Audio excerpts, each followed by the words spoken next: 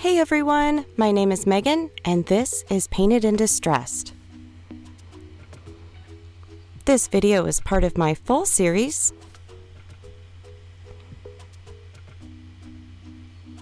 And don't forget, I still have a giveaway going on that ends Saturday, September 4th, and the video will be linked below. So today I am going to show you how we can take these Dollar Tree calendars and make throw pillows with them. So I'm going to be using this picture from the Farmer's Market calendar from Dollar Tree. And then I'm also using this Happy Harvest picture from the Farm Fresh calendar.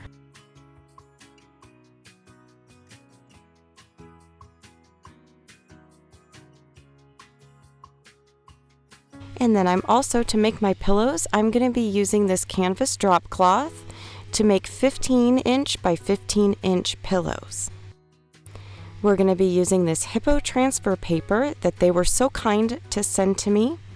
What's great about this paper is that I was able to turn a Dollar Tree calendar into throw pillows using this paper. There will be a 40% off coupon code in my description box if you are interested in purchasing this paper. What's great about it is that all you need is an inkjet printer and an iron or a heat press and some fabric. You can make t-shirts. What's also cool about this paper is that you can have your kids draw on the actual picture using crayons or markers, and then you can transfer that image and make a t-shirt out of it. I think that is just so cool, and I'm definitely going to be doing that. So how I got this calendar page onto this heat transfer paper is that I just used my phone and I just took a picture of the calendar pages. And then I uploaded it into Canva. And then I just made any adjustments in Canva that was needed. And this paper is 8.5 by 11, so I sized my page or my picture accordingly.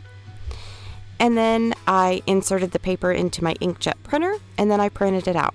You have to make sure that you do select that it is photo paper. That's what worked best for me, and after a few tries. And then now I'm just cutting off all of the excess.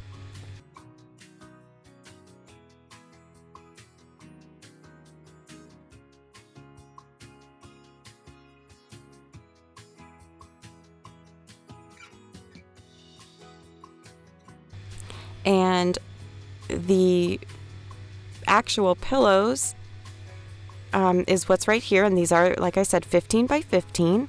And so now I'm just measuring to make sure they are somewhat centered. And I start, and this is the canvas cloth, and I do start to kind of hot glue a little bit around the edges, and I was like, why am I doing this first? So anywho, now all we have to do is just detach the picture from the back side, and it does have a little tack on it, so you don't have to use needles or anything like that to keep your picture in place.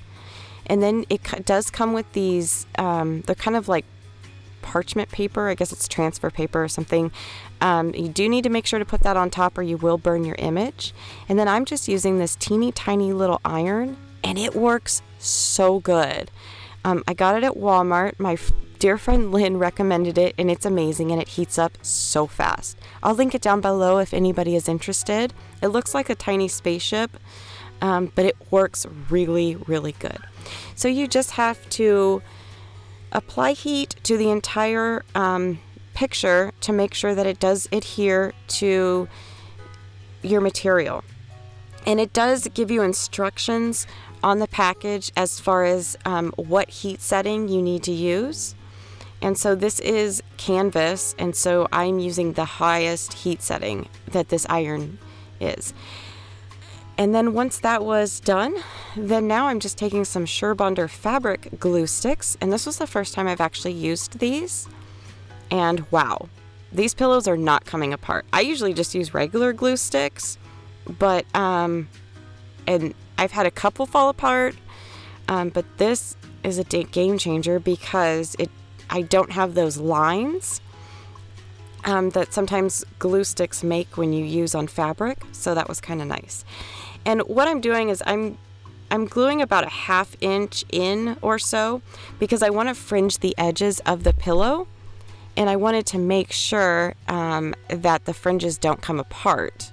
I have animals and I have a 4-year-old, and as you can tell, I do not cut straight.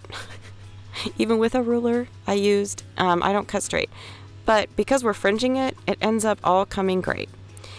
And so now we're just going to do the same process with the Farm Fresh Pumpkins picture.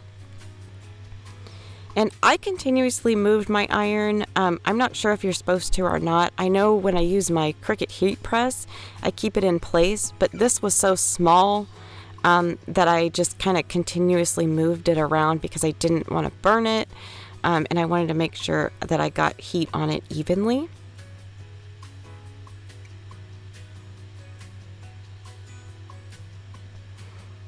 And you can also use parchment paper or freezer paper as well, but that's what's nice about this paper, is that it does come with a couple sheets of this.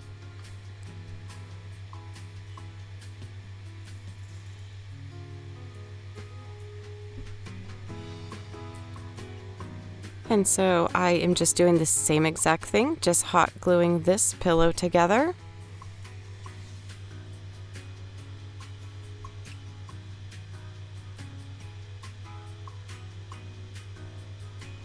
And also, if you guys want a more detailed video of how I got my images onto Canva and what I did in there, please let me know down below in the comments, and I will make sure to have a slowed down version of this. But it's pretty self-explanatory. It's pretty easy. I mean, if I can figure it out, literally anybody can figure out.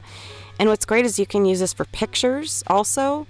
You know, if you have pictures of your kids or grandkids, you can make a wonderful, easy pillow or t-shirt or a mug or anything like that. Well, probably not a mug, it's only for fabrics. Scratch that.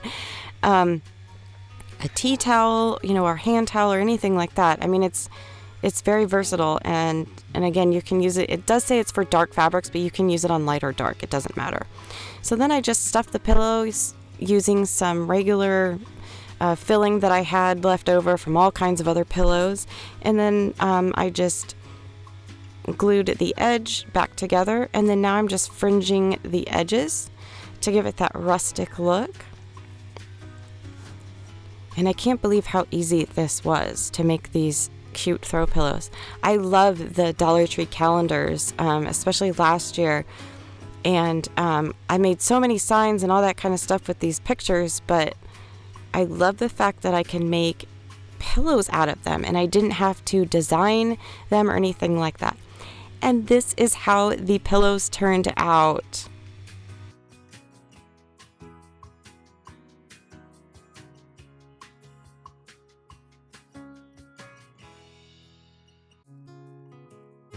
I would love to know what you guys think in the comments below. And if you need any additional instructions or anything like that, please let me know.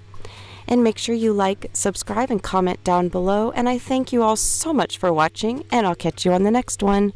Bye!